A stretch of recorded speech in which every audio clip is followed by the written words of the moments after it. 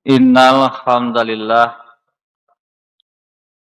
nahmaduhu wa nasta'inuhu wa nastaghfiruh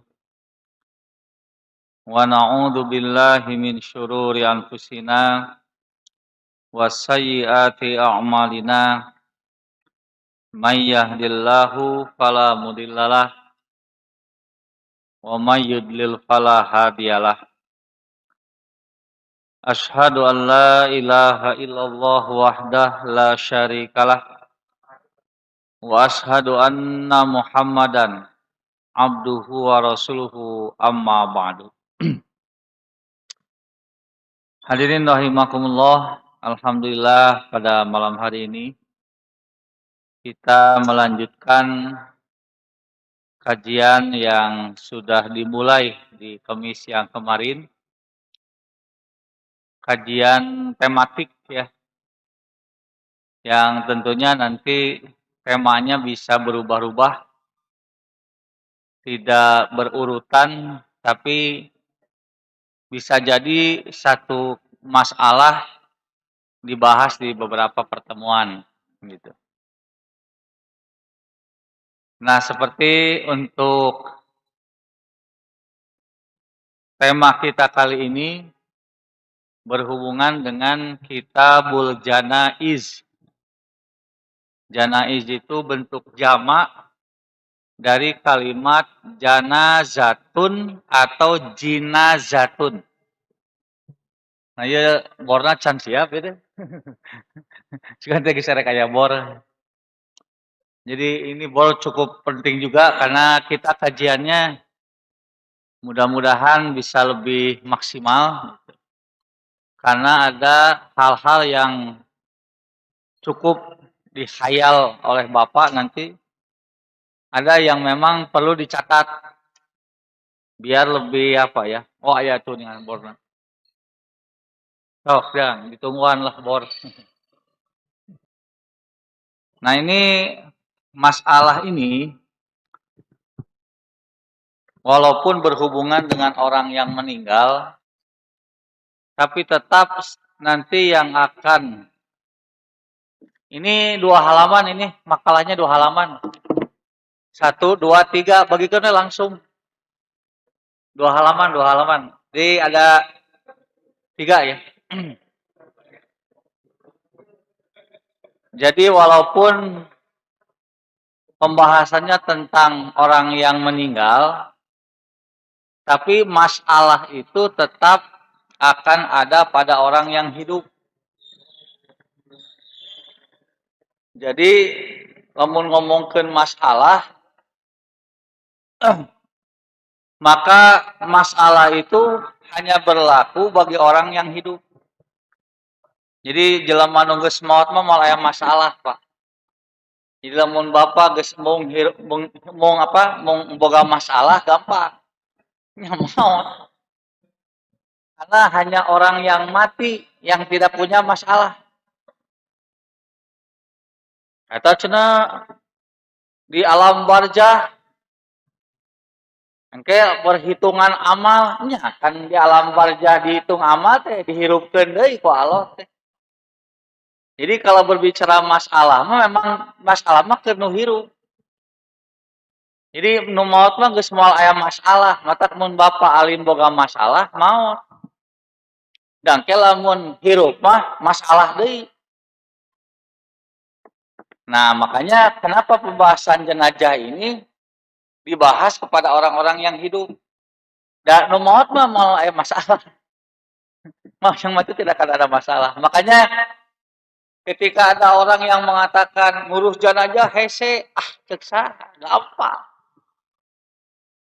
Ieu keluar jeung ka dilebet teh. Keluar lebet teh ieu. Dilebet tungkul satarik teuing. Cek, ieu. Ieu teh urang teh keur ngomong kanu hirup ieu teh. Cek kudu gogorowokan gitu. Nah gitu ya. Jadi masalah bagi orang yang hidup itu adalah resiko hidup. Karena hanya orang hiduplah yang punya masalah. Sanajan sok aya Bapak nilai gamarnya punya orok nih ditulisan no problem. Cek saha. Jangan dikira orang atau masih bayi itu tidak ada problem. Itu banyak problemnya. Mata kayak paribasa ceurik nu ieu mah hayang nyusu. Ceurik nu ieu mah digegel sireum. Ceurik ieu mah ngompol. Ceurik. Jadi tidak akan ada orang yang hidup itu tidak ada masalah, tidak akan ada. Mata lamun Bapak meni aduh loba masalah berarti hirup keneh Bapak teh. Kitu we. Jadi begitu meninggal tidak akan ada masalah. Mata engke di mandian rek ku cai panas, cai haneut, cai tiis, cicing we. Rek dibalikeun, tangkubkeun, tangkarakeun cicing. Kain kapanan nu alus nu goreng, Pak. Eta nu maot. Teu paduli nu maot. Dikuburna di mana dikuburna? Kedah di Mekah atau di Madinah? Teu paduli. Jadi kalau Bapak nyebutkeun ngurus jenazah hese, waduh. Berarti can pernah teh teh. Karena kalau mengurus jenazah itu gampang. Makanya kalau Bapak hanya ingin praktek mengurus jenazah, sangat mudah, Pak. Sangat mudah. Karena kahiji nu maot mama protes, di mandian kumaha oge. Dibungkus ku naon wae ge moal protes.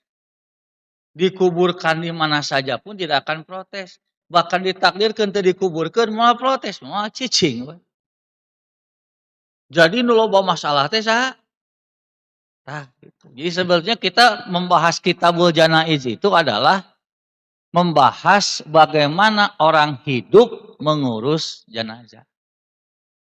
Lain ngurus jenazah, jenazah mah gampang. Tapi kumaha ye ngatur jelema hirup ketika mengurus ada orang yang mati. Rek dikumahakeun nu maot ku saha teh? Tah itu parek kumaha. Rek dibalangkeun wae gitu. Atau asukeun kana karung beungkeut, geus cul gitu. Nah, itu ya. Jadi nanti untuk prakteknya akan sangat mudah lah. Nah, yang justru harus dibahas itu tadi. Apa saja yang mesti dilakukan orang hidup ketika ada orang yang mati.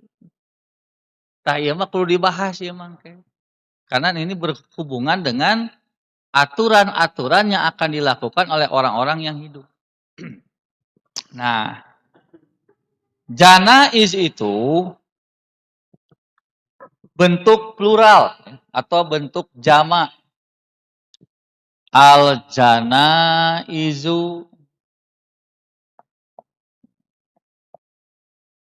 itu bentuk plural atau jamak dari kalimat al-janazatu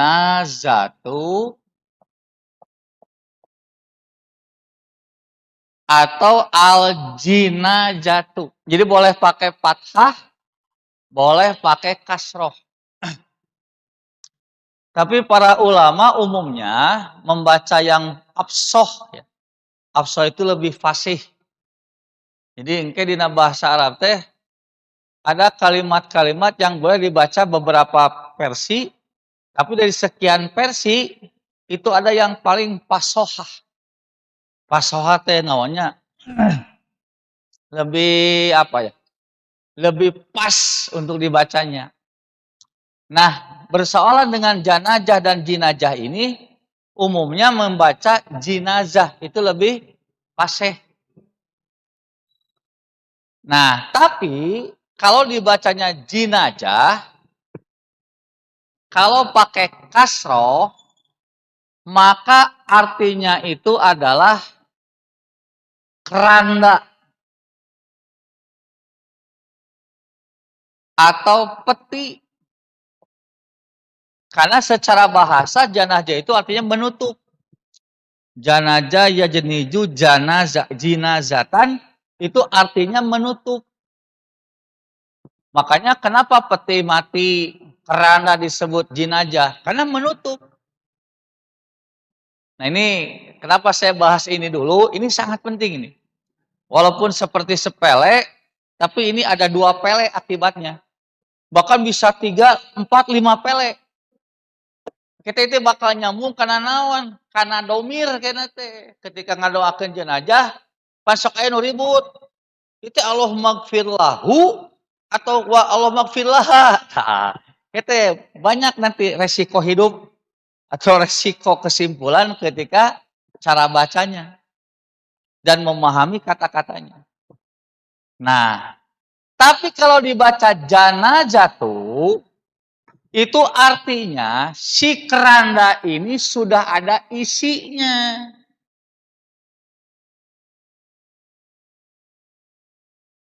Apa isinya itu? Yaitu mayit. Makanya disebut peti mati. Kalau dibacanya janajah.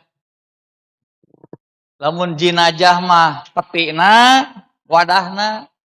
Kalau dibaca janajah mah berarti eta peti teh geus aya eusian. Isinya apa? Orang yang mati atau mayit. Nah. Tah, iya. Jadi lamun dibaca jenazah artinya keranda atau peti. Tapi lamun geus dieusian kerandana teh disebutna janazah, disebut teh peti mayit atau peti mati. Nah, itu Pak. Makanya karena janazatun itu diakhiri dengan tak marbutoh, ini menunjukkan kepada mu'annas. Nah, masih ingat apa mu'annas teh? Menunjukkan kepada perempuan. Kata ganti untuk perempuan itu apa? Iya. Atau kalau disambung menjadi ha. Makanya ayat doa menyebutkan Allahumma gfir. Nah,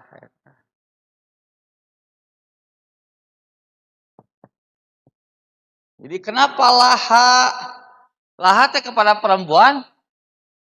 Bukan kepada mu'anas. Kawas mu'anas itu bukan perempuan, menunjukkan perempuan atau inilah feminim. Mu'anas teh.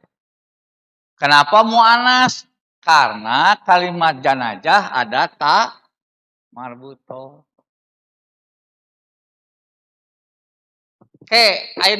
Anu aya di peti mati teh istri pamegat. Hah? Yang ada di peti mati teh perempuan atau laki-laki?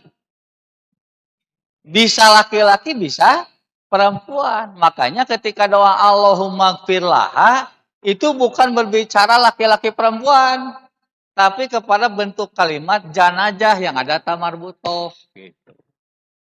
Jadi kudu diganti ku bapak pindah nu maotna Pak Haji, jadi Allahumma gfir lahu.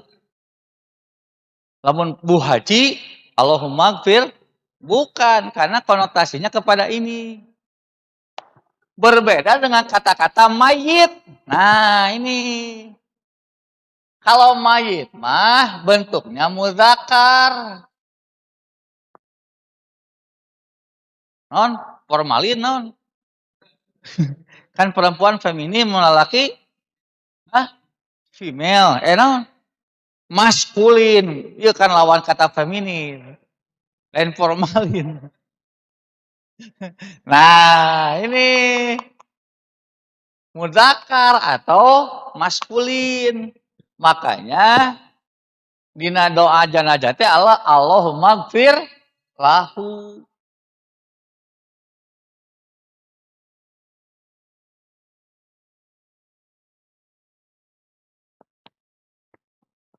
Iya. Karena ini kata ganti untuk maskulin. Ada nu jadi mayit teh perempuan laki-laki. Bisa perempuan, bisa laki-laki. Makanya di sini konteksnya bukan kepada laki-laki atau perempuan, tapi kepada kalimat mayit yang merupakan bentuk muzakkar. Itu, Pak. Nah, ini kenapa saya bahas dulu ini? Ini paling mendasar, tapi nanti biar tidak ada pertanyaan lagi.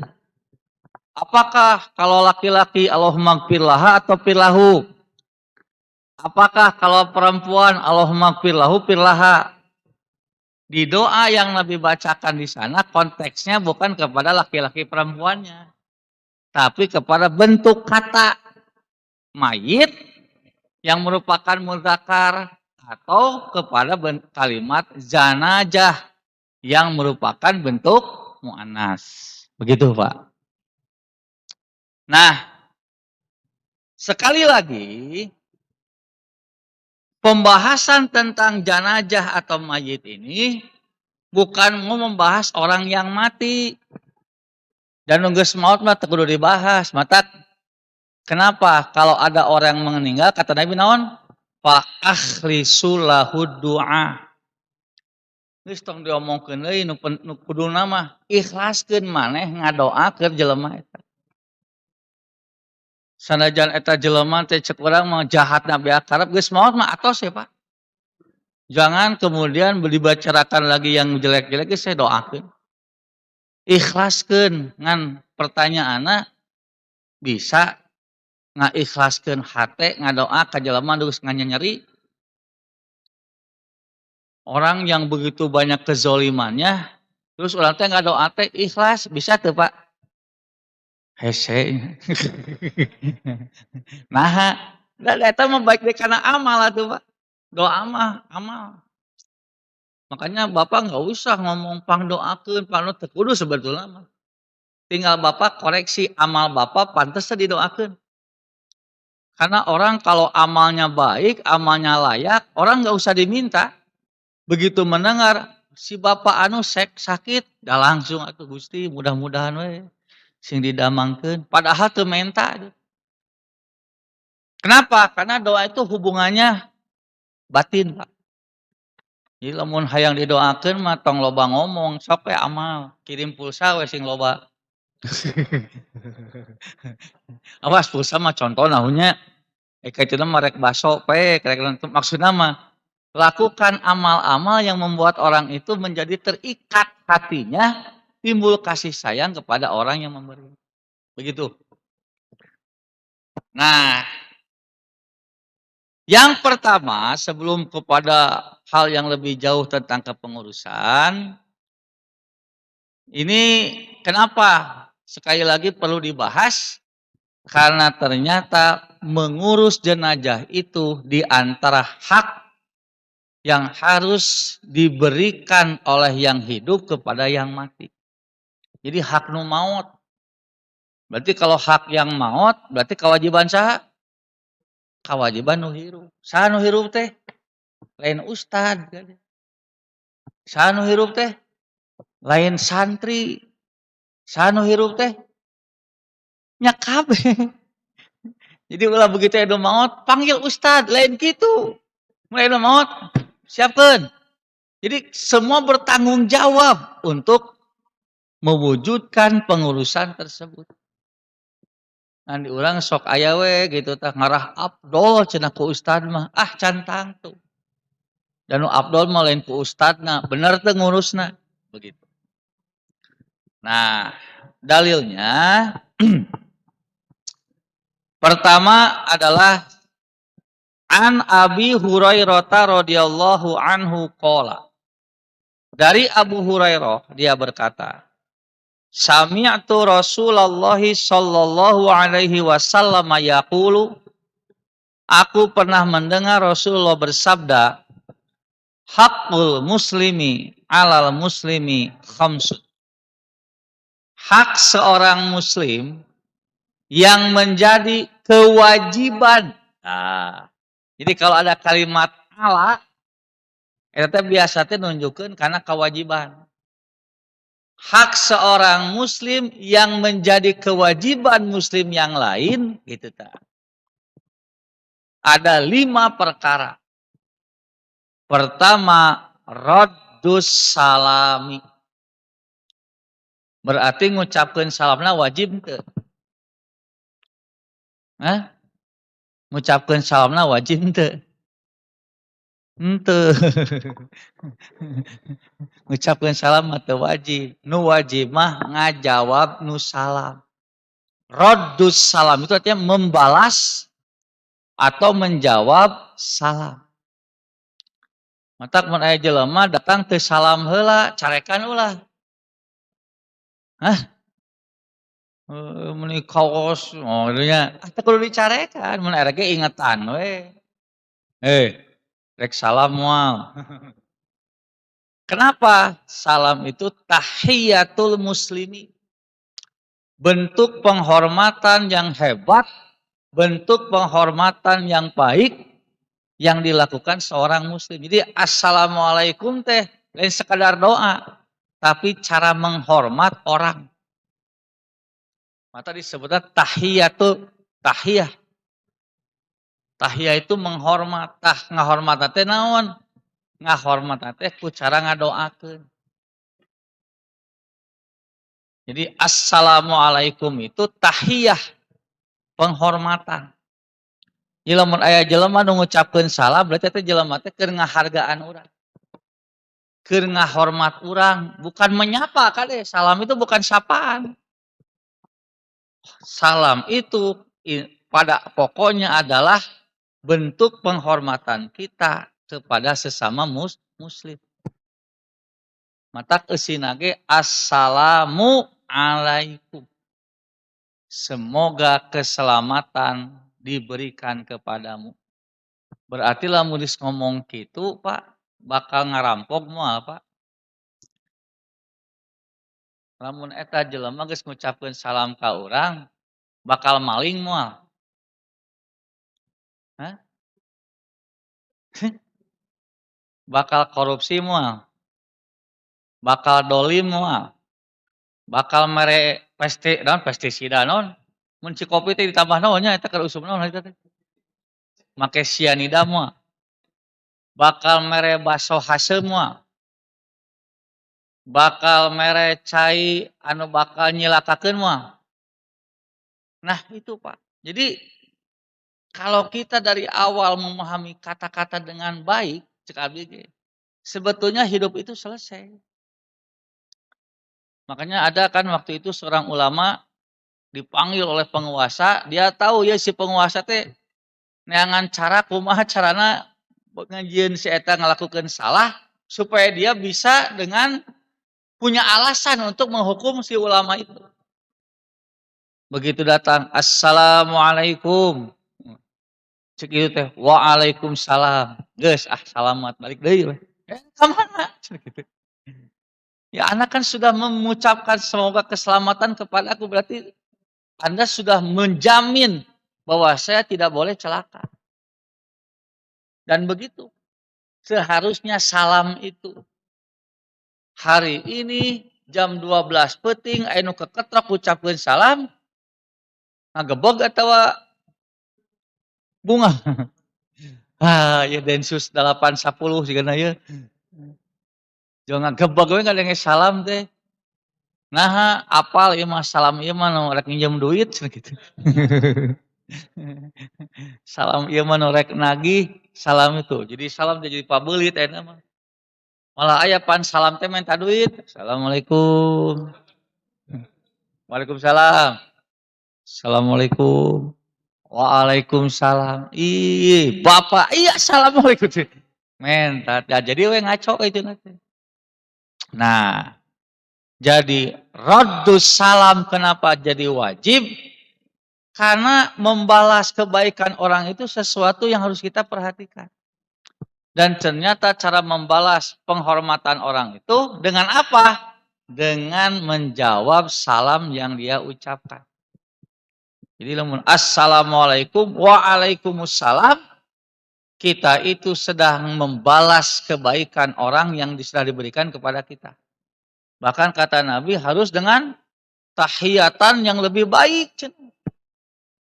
Maka Rasulullah mun anu ngucapkeun salam teh assalamualaikum, dijawab teh waalaikumsalam warahmatullah. Ditambahan ihsan ngaranna teh. Jadi lamun ngansapkeun waalaikumsalam adil. Tapi mun waalaikumsalam warahmatullah, nah ihsan. Tapi kalau yang mengucapkan salamnya assalamualaikum warahmatullahi, dijawabnya waalaikumsalam warahmatullahi wabarakatuh. Tambahan. Jadi kalau ada orang yang berbuat baik, balaslah dengan sesuatu yang setimpal atau yang lebih baik. Itu udah tepat.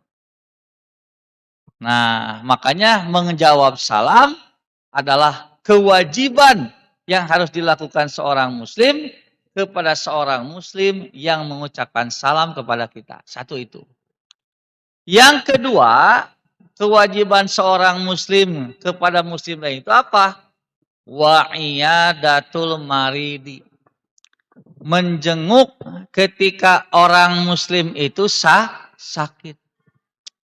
Alhamdulillah memang di kita kan sudah responnya sangat cukup baik ya Pak ya. Walaupun dulu sebelum ada semol juga perhatian itu ada. Tapi setelah ada semol ya Pak itu kan jadi efektif kalau ada grup. Begitu ada yang sakit ya Alhamdulillah itu respon dari bapak-bapak minimal. Gitu kan. Mengirim doa melalui chat gitu kan. Allah semoga lekas sembuh, Allah semoga damang, Allahumma rabbana nasi. Bahkan sampai ada yang menjenguk, itu kan luar biasa.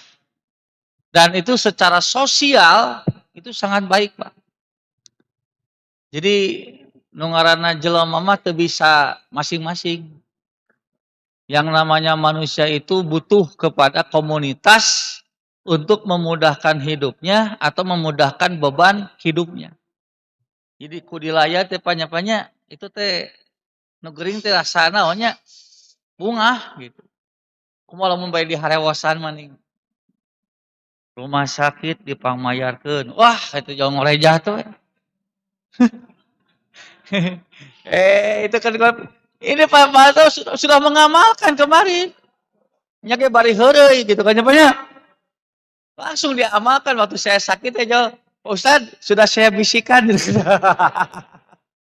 Makanya saya langsung ketawa saya. Sakit dia seri itu Pak Marianto juga ya. Ustaz, sudah saya bisikan gitu. Saya pernah menyampaikan kan. Jadi lamun anu gering teh ngan saukur ngadoakeun sing enggal damang, eta mah geus standar, Pak. Dan nu gering ge nyahoan atuh heuh kudu cager, Pak. Semoga lekas sembuh. Sing sabar, standarnya, Pak. Pak Marianto mah teu rumah sakit pangmayarkeun. Aduh jol koreja teh urang teh. Diamalkeun walaupun eta mah hoak gitu. Tapi da keur geuring mah apa ngadenge hoak teh bunga we gitu. Nah iya kan? Jadi kenapa dibikin ribet hidup kita itu? Kadang-kadang yang menjenguk bukannya bertambah sehat, kakak beki geureg-geureg nu geuring teh. Karena baper. Terbawa suasana anu ngalaya teh atuh careurik kabeh. Komo mun aya nu ngomong kieu saya ikut berduka. Atau jadi nambahan nu duka teh. Pak Ustad, gara-gara Ustad sakit saya ikut sakit. Tong Bapak jadi duaan ke nu geuring lain geus. Geus nu geuring mah abdi we hungkul. Walaupun eta teh bahasa basi kan sebagai bentuk apalah bentuk solidaritas, tapi kan bahasa itu menentukan saya bilang. Makanya kalau ada orang yang meninggal, ulah sok saya ikut sedih. Mun ikut sedih berarti nu sedih teh nambahan dua. Datang deh, saya juga ikut sedih, ka dieu. Saya ikut sedih ka dieu, sok ka dieu ngarumpul kabeh. Careurik kabeh sok. Makanya saya berikan yang luar biasa kan. Harewosan, mun aya nu maot teh. Keun cicilan ku bapak ge dipangbayarkeun. Bising can beres eta imah cicilan ke ku semol dipangmayarkeun. Pak, gas sok jo curing hak we. Jo hayang aya nu maot deui kitu eta. Jadi berikan sesuatu yang luar biasa, jangan yang standar-standar. Karena hidup itu betul-betul di batas waktu, jangan sampai waktu kita sebentar, kemudian kita malah lebih terpuruk dengan kata-kata yang sebetulnya tidak bermanfaat, begitu. Nah, bahkan bukan hanya itu saja, ketika meninggal orang muslim yang hidup itu tetap berasa bertanggung jawab. Apa? Wattiba'ul janazati. Ini sebagai kewajiban yang ketiga. Ittiba'u di sini artinya mengurus jenazahnya. Mengurus mayitnya. Nah, kita mengurus nanti include memandikan, mengkafani, menyolati, sampai menguburkan. Nah, nanti kita praktekkan. Sugan bisa praktekkan jeung nguburkeun anak. Jadi siapa Pak Khotib lahan ke dia praktek nguburkeun. Nah, bukan lah yang praktek pengurusan jenazah tuh. Kudu siap ke ngamandian, kafan, nya Pak. Nyolatan, modelnya mah geus siap cenah ieu da seueur ieu relawan. Kagok urang mah sakalian cara menguburkan. Siapkeun ke Pak Khotib. Bade di mana lahanna gitu. Nah, kemudian wa ijabatud da'wati, yang keempat kewajiban seorang muslim itu adalah ketika diundang maka dia wajib memenuhi undangan itu. Mentak lamun teu bisa teh sasadu na WA atau komandan apa geus gampang nyapanya aya WA punten sanes teu mentengkeun sanes teu merhatoskeun bla bla bla bla. Komo nyapanya ngomong kitu bare transfer ieu we nitip seuri we. Da intina mah eta Pak. Dibuka teh na rekening 1 juta. Ah, wios Bapak teh sumpeng ge. Pidoana we, heuh da geus 1 juta atuh katempo dina rekening. Yang terakhir wa tashmitul atisi, ketika ada orang Islam yang bersin dan mengucapkan alhamdulillah, maka dia wajib mendoakan orang tersebut dengan ucapan yarhamukallah. Namanya tasmit. Tasmitnya ngajawab doa anu bersin. Jadi kalau ada orang yang bersin mengucapkan alhamdulillah, maka yang mendengar kita wajib sebagai seorang muslim untuk menjawab doa itu. Apa? Yarhamukallah. Semoga Allah merahmatimu. Nah, kalau terdengar oleh orang yang bersin ada orang yang mendoakan itu, balas oke. Yahdikum. Semoga Allah meridhoimu, Allah memberikan hidayah kepadamu, dan Allah menyelesaikan semua urusanmu. Tah eta teh Pak ngadenge doa silih doakeun kitu teh hate teh teng. Ngan masalahna urang kadang-kadang teu ngarti gitu. Jadi jampe we nu ka itu teh padahal lamun ngarti eusina mah duh kana hate teh jadi asa dulur we.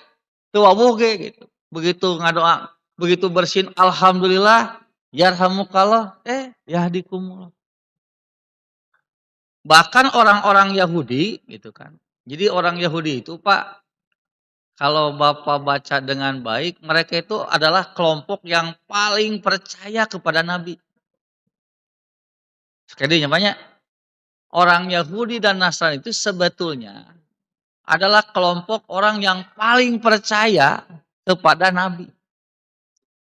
Kenapa? Sebelum Nabi diutus pun, mereka lah yang selalu mengkampanyekan akan munculnya Nabi yang terakhir. Mata orang Arab, orang Mekah, apal bakal Nabi terakhir teh di mana? Di orang Yahudi. Jadi orang Yahudi mah setiap tinggal di mana saja selalu mengkampanyekan Nabi yang terakhir. Nah, sebab Yahudi mah pika sabeleun. Nah, pika sabeleun, lamun cicing di lembur batur teh biasana teh sok ngahileudan. Sok bermasalah. Jadi we kete pasea. Kalau mun geus pasea, tah ngancam nata kitu Yahudi. Ke sia dagoan Nabi terakhir mun datang. Ku aing dilawan sia kitu. Karena yakin mereka itu kalau berjuang dengan Nabi itu pasti menang. Dan melalui kitab-kitab mereka akan muncul Nabi yang terakhir. Jadi kampanye teh gitu. Dia lamun cicing di dia Asa kita ujung-ujungna teh dagoan siang ke mun datang nabi nu terakhir. Dagoan kitu we. Makanya begitu muncul ngaku nabi di Mekah, orang-orang Mekah Quraisy itu kan konfirmasinya kepada siapa? Kepada orang Yahudi. Ngabelaan ka Madinah hayang mastikeun bener itu nu ngaku nabi teh nabi. Dan mereka kan mengakui kan? Sampai kata orang Yahudi kepada orang Makkah, ini sebelum Nabi ngadawahan Yahudi. Cek orang Yahudi teh awas ya. Lamun eta Nabi tong dilawan. Mau menang maneh. Tapi lamun si eta waduh, ya bere pertanyaan, teu bisa ngajawab. Sok kumaha maneh teh rusak teh terserah. Lamun bisa ngajawab Nabi, tong dilawan. Sudah mengakui. Tapi nah atuh buat jadi penentang utama. Ternyata penentangan nanti lain tidak percaya kepada nabinya. Pekte nabi teh teu cocok jeung kahayang.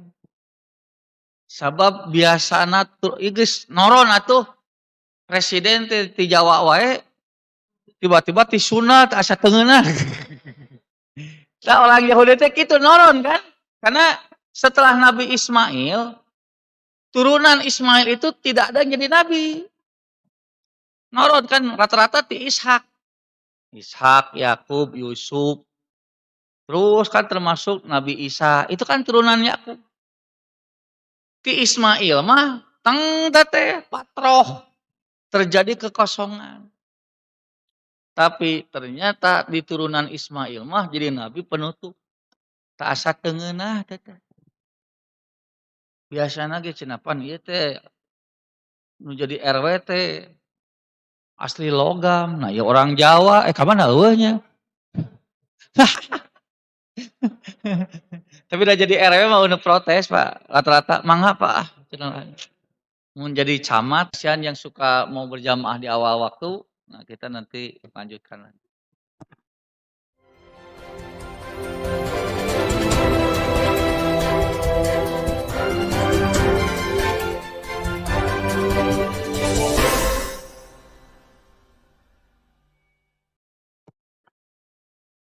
Baik, kita lanjutkan pembahasan kita setelah sholat Isya berjamaah. Dan perlu diinformasikan bahwa kajian ini juga disiarkan secara langsung melalui Hayatuna Media atau juga di YouTube channel Hayatuna juga ya channelnya. Jadi di Hayatuna Telegram, TV Hayatuna juga di YouTube juga disiarkan. Jadi kepada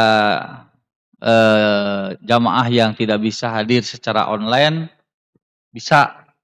Jadi ini termasuk Pak DKM, Pak DKM maaf.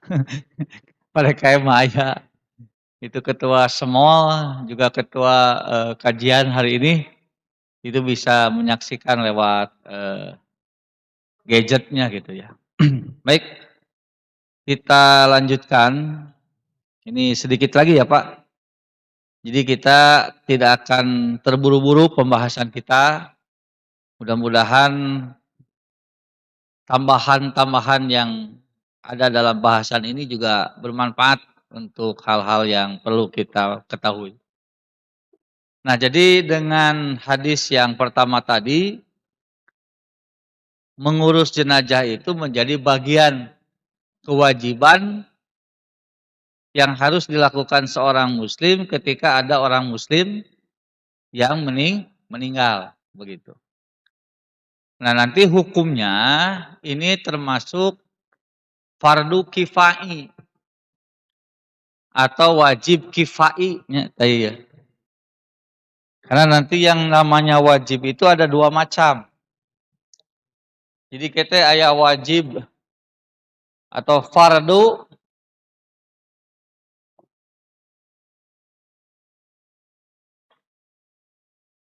ada fardun ainun ainin maaf ainiyin maaf ya fardu ainiyin dan fardu kifaiyin. Nah, ini. Kalau fardu ain itu artinya kewajiban yang berlaku kepada setiap individu muslim. Dan ketika ada orang yang melakukan kewajiban ain ini, maka yang lain tidak menjadi hilang kewajibannya. Tetap mesti dia melakukan juga. Seperti sholat isya, sholat yang 5 waktu. Namun bapak boga budak ke sholatnya, anggarnya bapak mah kudu sholat. Itu namanya fardu ain. Tapi kalau fardu kifaiyin itu kewajiban yang berlaku kepada personal secara umum, masing-masing kewajiban punya. Tapi ketika ada sebagian yang sudah melakukan, maka yang lain bukan bebas dari kewajiban, tidak tercela jika tidak melakukan kewajiban yang ini. Seperti mengurus jenazah, memandikan, mengkafani, menyolati, menguburkan. Semuanya punya kewajiban untuk melakukan itu. Tapi ketika sudah ada yang melaksanakan hal tersebut, dan kita tidak punya misalnya ada heureun apanya mun sa-RW ngamandian nu maot hiji. Nah, maka yang tidak kebagian itu tidak tercela. Jadi walaupun wajib, tapi wajibnya wajib kifai. Jadi kalau sudah ada yang melakukan, mewujudkan, maka yang lain tidak tercela ketika dia tidak melakukannya. Tapi nu bakal menang pahala saha nu mana? Ya nu ngalaksanakeun we anger gitu. Jadi ulah licik ari mangamandianna henteu, ari pahalana hayang. Anger we nu menang pahala mah ngamandian gitu. Nya ceuk abi kan teu kabagean, atuh da salah sorangan. Nah, berarti tukang datangna begitu.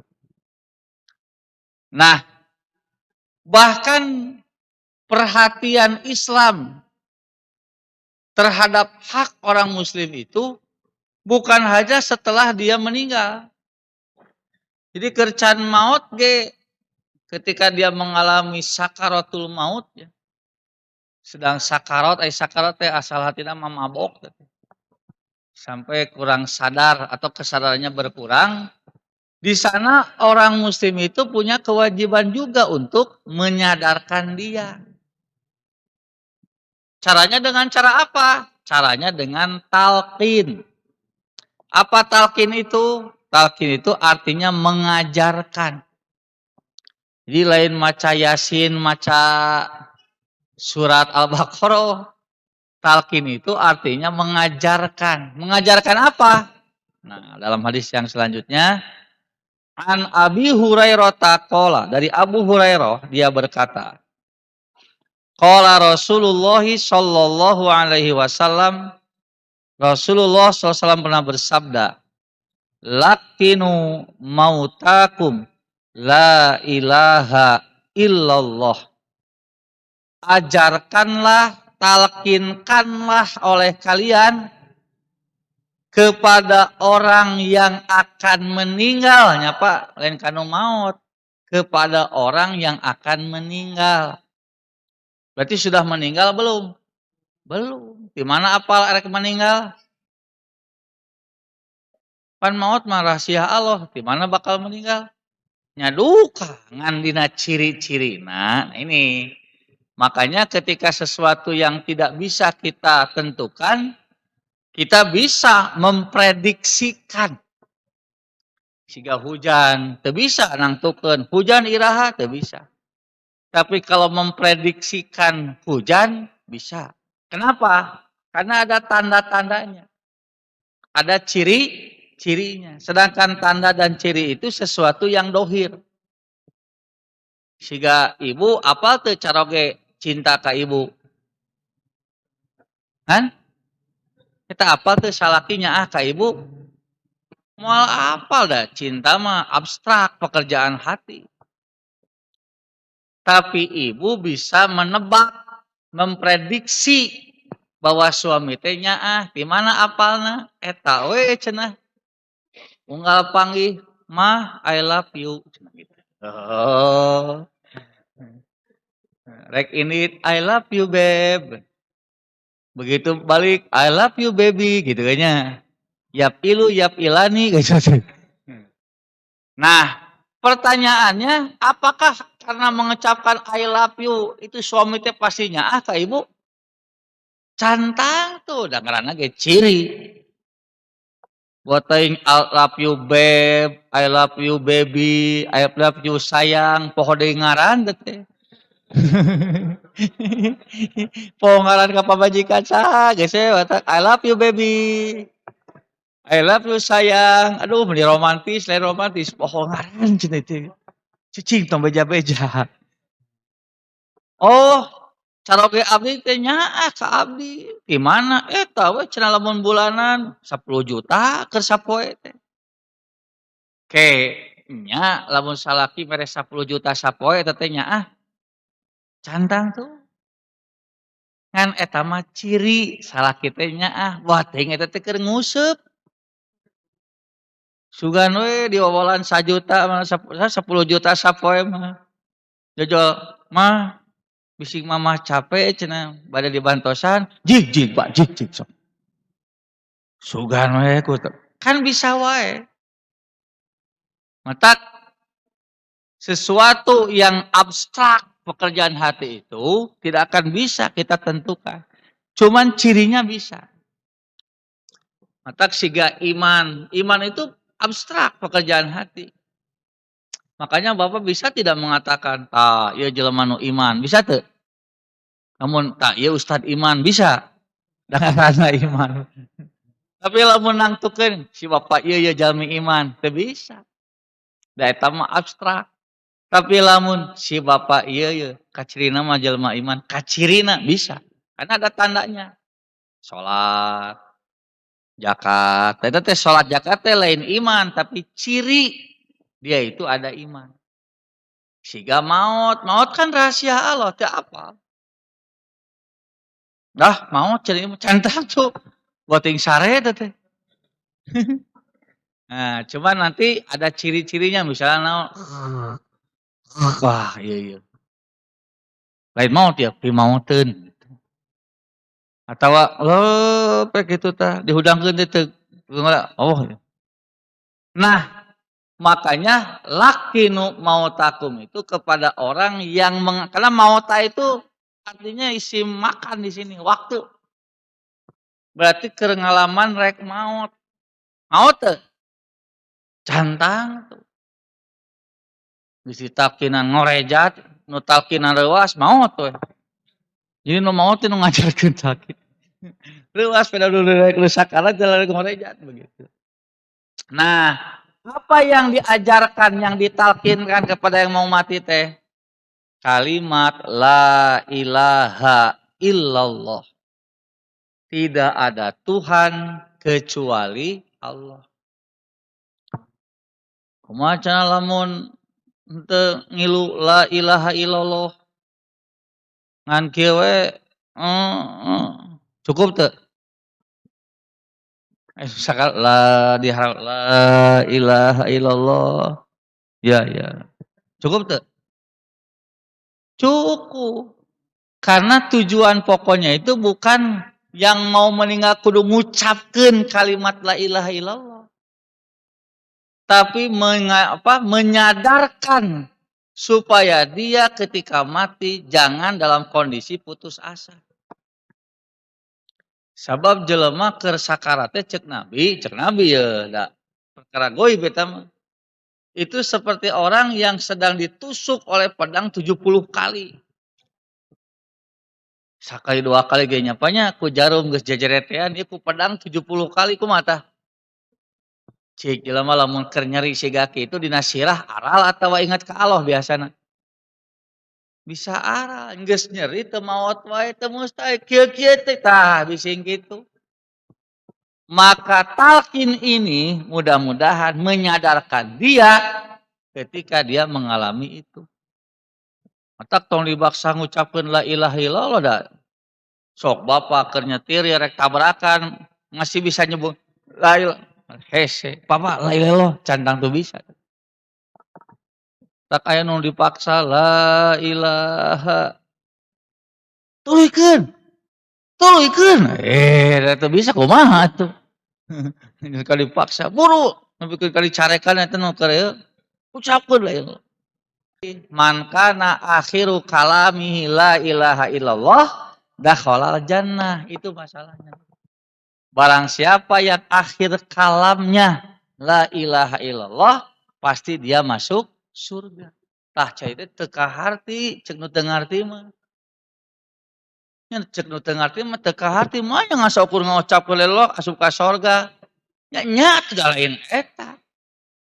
Karena pada hakikatnya adalah bagaimana kesadaran dia kepada Allah, bukan ucapan la ilaha illallah. Jeung da keur sakarat kitu mah teu gampang ngucapkeun la ilaha illallah tuh, sok tanyakeun kana sakarat geura. Tidak semudah itu. Makanya ketika dia menyadari, ketika mengalami itu dia tetap istiqomah di jalan Allah, nya pantes lamun dakhalal jannah, dia akan masuk surga. Jadi lain kalimat la ilaha illallah lain, memang lain eta. Ngan si bapa eta we baper joli sangkana kalimat eta nu bakal ngasupkeun ka sorga, mata jemna teh teu kaharti. Si Abah sa ngaranna teh eta pokoknya. Makanya persatuan hatina jadi kadinya itu. Teuing teh kaharti pokona. Padahal intinya adalah bagaimana seorang yang mengalami sakarat yang bisa dalam kondisi putus asa tersadarkan kepada Allah Subhanahu wa taala. Nah, kalau sudah betul-betul meninggal tuh.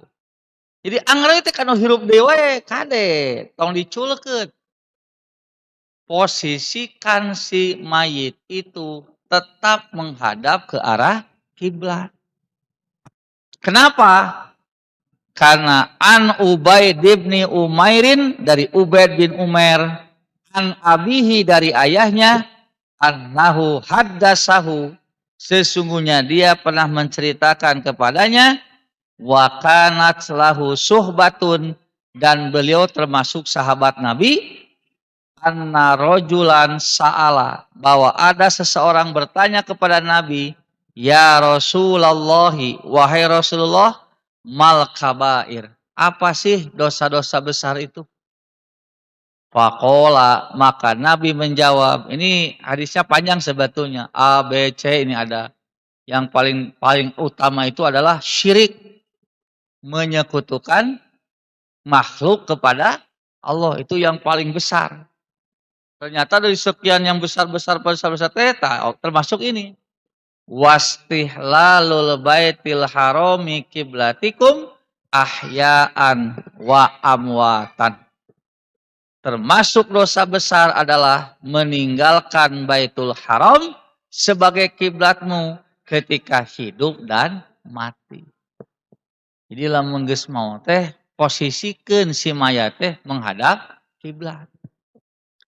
Bagaimana cara memposisikannya? Nah, ternyata dalam hadis yang lain Nabi pernah tidur seperti berbaringnya jenazah.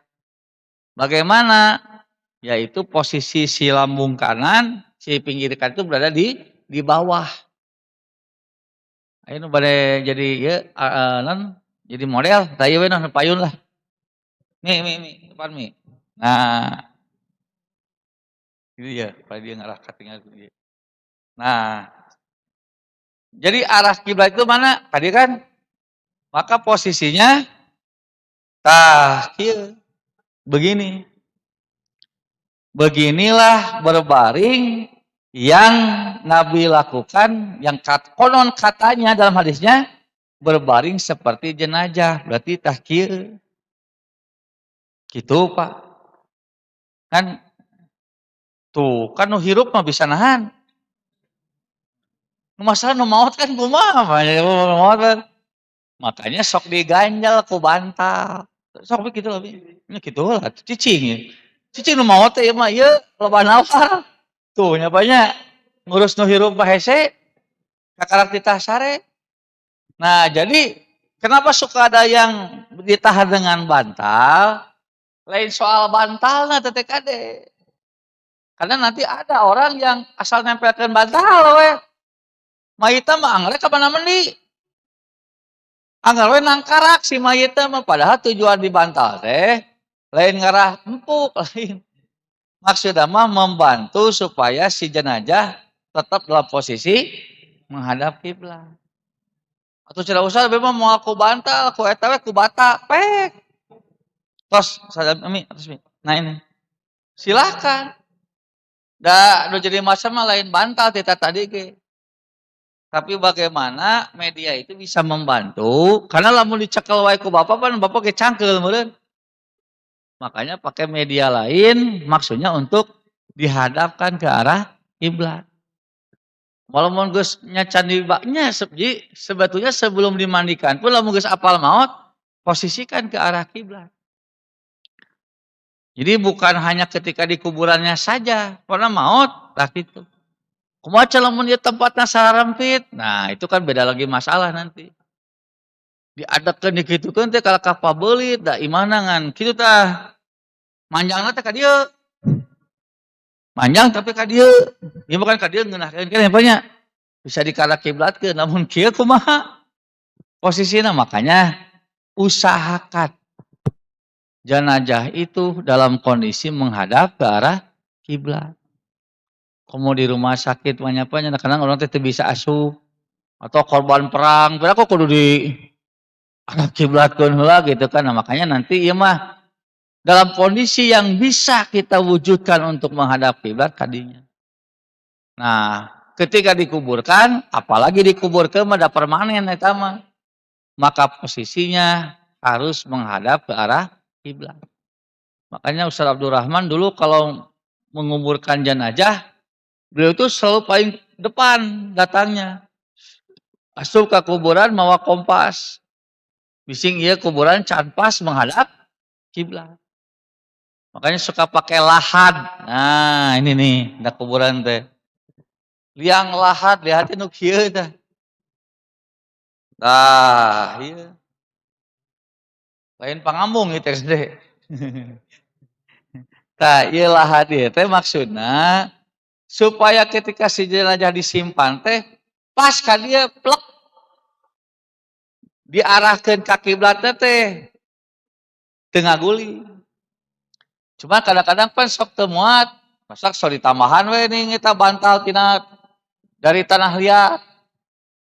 Jadi bukan syarat eta teh bantal eta dari kitu mah posisinya sudah plek ngiblat selesai. Ada lagi yang nyoak apa yang di lahat itu bukan di sisi tapi di tengah. Jadi itu tanah kanapkeun tah kieu. Bus we ka dieu. Ini lebih praktis sebetulnya. Jadi teu kudu make papan kayak itu.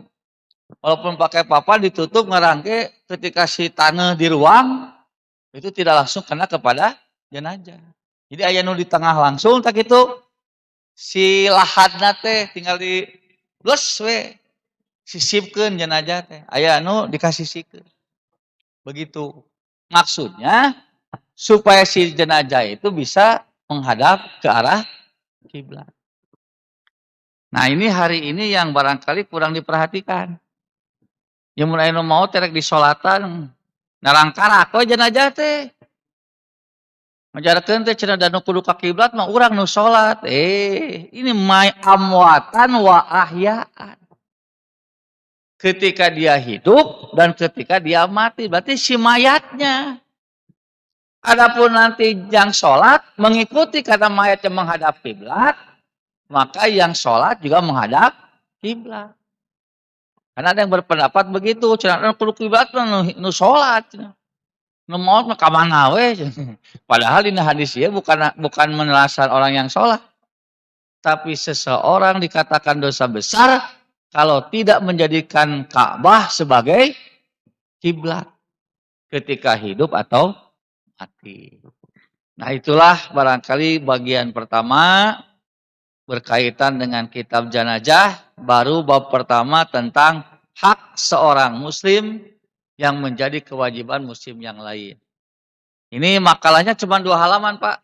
Saya ngahaja ngarah Bapak geus ngabayangkeun berarti gancang geus sana gitu. Dan ini mohon maaf dikumpulkan saja dulu Jangan dibawa dulu ke rumah. Kalau nanti Bapak sieun pahili, boleh dikasih nama, nanti kan tinggal dibalikin deui. Karena kalau sudah dibawa ke rumah, nanti takut lupa.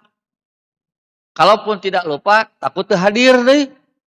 Kitu mah disimpan di masjid, makalahna pan engke nu hadir bisa menggunakan. Jadi tolong itu kepada panitia untuk makalahnya dikumpulkan lagi. Kalau kurang nanti kita tambah. Ini baru difotokopi sebagian. Karena saya melihat hujan ya. Edisi pertama deh, jadi bising seueur teuing, bising sekali itu. Jadi saya ngeprint dulu 26. Kalau kurang nanti kita tambah lagi. Itu saja, sebelum saya tutup ada yang menanyakan dulu, ada waktu 2 menit Pak. 2 menit we tong panjang teuing. Ini yang dibahas dulu ya, seputar yang sudah kita bahas dulu, jangan kemana-mana. Nah kalau tidak ada, cukuplah. Tos we. Nanti kita lanjutkan Kamis yang akan datang. Mudah-mudahan nanti Kamis yang akan datang mah beres sholat maghrib sudah siap. Dan mudah-mudahan pas adzan isya teh ya kita bisa langsung berhenti dan tidak akan terpotong dengan sholat isya. Aqulu qouli hadza wa astaghfirullaha li wa lakum. Rabbana atina fid dunya hasanah wa fil akhirati hasanah wa qina adzabannar. Wassalamualaikum warahmatullahi wabarakatuh.